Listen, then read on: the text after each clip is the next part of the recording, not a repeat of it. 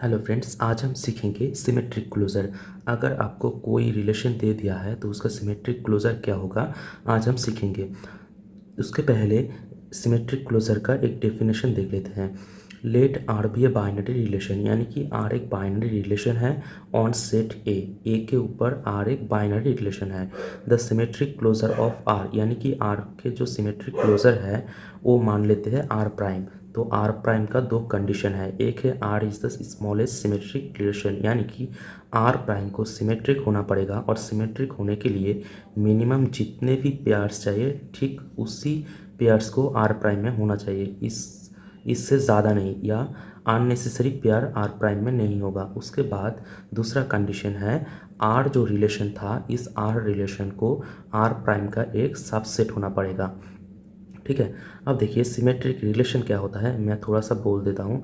अगर are prime एक symmetric relation है और इस आर प्राइम में ए कोमा बी एक पेयर है तो उसमें बी कोमा ए भी रहना पड़ेगा, तो इसको सिमेट्रिक रिलेशन बोलते हैं। अब जो सिमेट्रिक क्लोज़र है, सिमेट्रिक क्लोज़र को हम एस आर से भी रिप्रेजेंट करते हैं। अब इस सिमेट्रिक क्लोज़र से दो टाइप के क्वेश्चन आते हैं, मैं दो टाइप के क्वेश्चन ही आपको करा देता हूँ तो आपको बहुत अच्छे से सिमेट्रिक क्लोज़र समझ में आ जाएगी।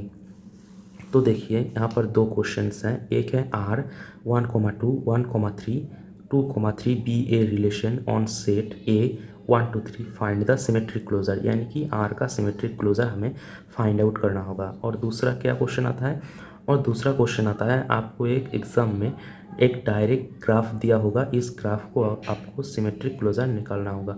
तो आप कैसे निकालेंगे, देखिए एक एक करके हम सॉल्व करते हैं। पहले एक नंबर सॉल्व करते हैं। देखिए आपको जो रिलेशन दिया है उसको पहले लिख लीजिए। जो रिलेशन दिया है आर इक्वल टू 1,2 1,3 एंड 2,3, ये रिलेशन हमने लिख लिया। अब इसका जो इन्वर्स रिलेशन है, आर का जो इन्वर्स रिलेशन है वो अब हम निकालेंगे। आर का इन्वर्स रिलेशन क्या है, आर का इन्वर्स रिलेशन मैं पहले आर इन्वर्स यानी कि इन्वर्स रिलेशन समझा देता हूँ। मान लीजिए आर इन्वर्स यहाँ पे बी कोमा ए एक प्यार है such that A comma B belongs to R, यानी कि ए कोमा बी अगर आर में है तो उसका इन्वर्स रिलेशन होगा बी कोमा ए। ठीक इसी तरह ही इस आर का इन्वर्स रिलेशन क्या होगा, इसका आर का इन्वर्स रिलेशन होगा 1,2 तो यहाँ पे होगा 2,1, उसके बाद 1,3 तो 3,1 और 2,3 यानी कि 3,2, तो ये होगा हमारा इन्वर्स रिलेशन। अब हम इजीली सिमेट्रिक क्लोज़र निकाल सकते हैं। Symmetric closure R prime symmetric closure, जिसको हम एस आर से भी रिप्रेजेंट कर सकते हैं। इस आर प्राइम क्या होगा, इस आर प्राइम आर और आर इन्वर्स का यूनियन हो जाएगा, यानी कि इसमें 1 2 पहले 1 2 आ जाएगा। आर में जितने भी एलिमेंट्स हैं, सॉरी आर में जितने भी पेयर्स है वो यहाँ पे आ जाएगा 1,2 1,3 एंड 2,3। अब देखते हैं आर इन्वर्स में ये सब एलिमेंट है, और आर इन्वर्स में कितने एलिमेंट्स हैं 2,1 3,1 एंड 3,2। तो ये हो गया हमारा आर का सिमेट्रिक क्लोज़र। यहाँ पे क्या हुआ बोलिए, तो यहाँ पर हमारा जो नॉर्मल यूनियन है ना, वो यूनियन यहाँ पे हुआ है, आर और आर इन्वर्स का यूनियन जो होगा यही आर का सिमेट्रिक क्लोज़र होगा। अब हमारा दूसरा क्वेश्चन पे एक डायरेक्टेड ग्राफ दिया गया है, हमें बोला है इस ग्राफ का सिमेट्रिक क्लोज़र निकालने के लिए पहले इसका आर निकाल लीजिए। आर कैसे निकालेंगे, आर देखिए ए से कहाँ कहाँ पर रिलेशन है, यहाँ पर सी, यहाँ पर ई डी और यहाँ पर एफ होगा। ठीक है, ये हमारा क्वेश्चन है, इसको सिमेट्रिक क्लोज़र निकालने को बोला है।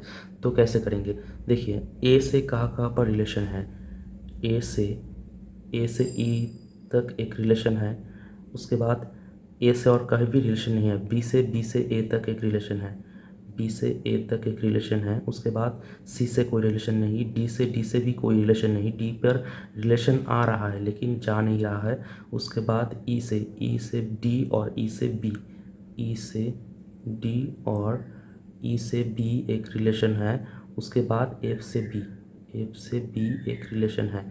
ठीक है, अब देखिए इसका जो इस आर का जो सिमेट्रिक क्लोज़र होगा, उस सिमेट्रिक क्लोज़र में क्या होगा, आर और आर इन्वर्स का यूनियन होगा, यानी कि आर इन्वर्स क्या होगा, इसका आर इन्वर्स होगा E comma A comma B, D comma E, B comma E और बी कॉमा एफ। ठीक है। अब इस आर का सिमेट्रिक क्लोजर क्या होगा? Symmetric closure R prime equal to R union R inverse, यानी कि ये और इसका यूनियन हो जाएगा, यानी कि A comma E comma B comma A, E comma D, E comma B, F comma B, और यहाँ पर आर इन्वर्स में जितने भी पेयर्स हैं वो अब हम लिख देंगे। E comma A comma B, D comma E, B comma E and finally B comma F. तो ये हो गया हमारा इस ग्राफ का सिमेट्रिक क्लोजर। अब सिमेट्रिक क्लोजर यानी कि इस आर प्राइम का ग्राफ कैसा होगा? इसका ग्राफ, इस ग्राफ में जितने भी एरो हैं ठीक उसके ऑपोजिट में एक एरो हो जाएगा, क्योंकि यहाँ पर देखिए ए कॉमा ई यानी कि ए से ई तक एक रिलेशन है, तो ठीक इसी तरह ही देखिए यहाँ पर ई से ए एक रिलेशन है, यहाँ पर बी से ए तक एक रिलेशन है और यहाँ पर ए से बी तक एक रिलेशन है, यानी कि एरो का जो डायरेक्शन है वो डायरेक्शन चेंज हो जाएगा। तो यहाँ पर ईजिली हम कर देते हैं, यहाँ पर एक एरो है तो यहाँ पर कर देते हैं, यहाँ पर ऐसे कर देते हैं, यहाँ पर इस एरो का डायरेक्शन और यहाँ से इस डायरेक्शन और ई से बी तक, यानी कि बी से अब ए तक भी एक एरो आएगा। तो ये हो गया हमारा सिमेट्रिक क्लोजर। तो फ्रेंड्स उम्मीद करता हूँ ये वीडियो आपके बहुत हेल्पफुल होगी और सिमेट्रिक क्लोजर के बारे में आपका जो भी डाउट था वो क्लियर हो गया होगा। तो मिलता हूँ और एक नए वीडियो में, तब तक के लिए बाय बाय, थैंक यू।